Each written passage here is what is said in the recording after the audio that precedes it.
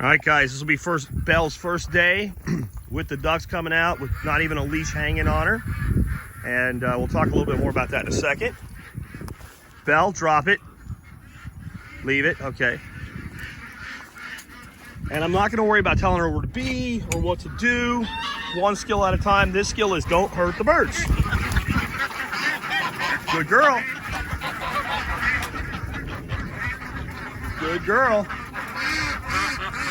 Good girl. Notice I'm not telling her to leave them alone or anything. I'm letting her be. She's done this now so many times that this is just what you do. The birds come out, you don't bother the birds. Let's see. No chickens either. Good girl. Now, I wanted to comment on something. Somebody in the last video said this isn't very helpful. You're showing how to train a well-mannered dog. No, it's how you get a well-mannered dog.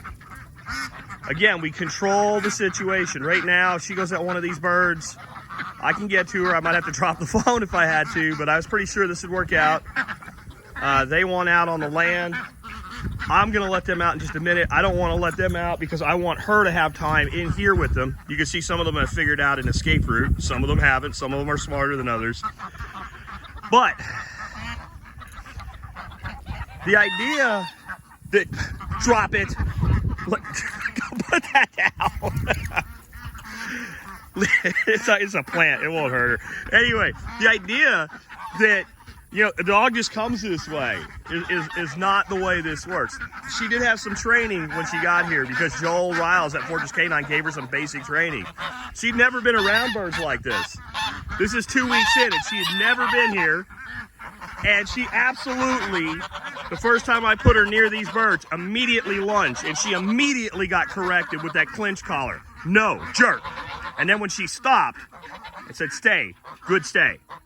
Control the situation, create the opportunity for the dog to make the mistake under that control, correct the mistake, and condition the response. It's simple.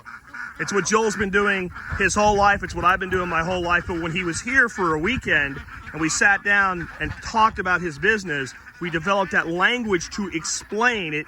And it's what every good dog trainer does.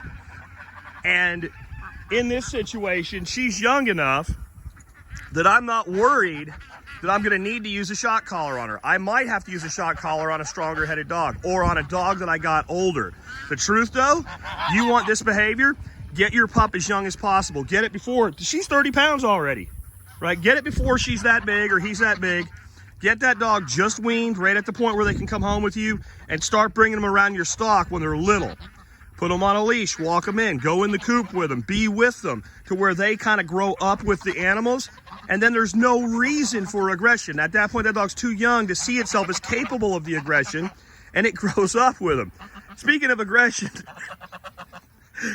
I'm gonna end this right here because you know what you don't train aggression out of? Geese. And they're like, what is she doing in our compost pit? So we're gonna shut that down, let these guys out. And this is how you do, and I don't care what you're training, put the dog in the right place, set up the conditions for failure, but control the conditions and condition the response. Here we go. Take care.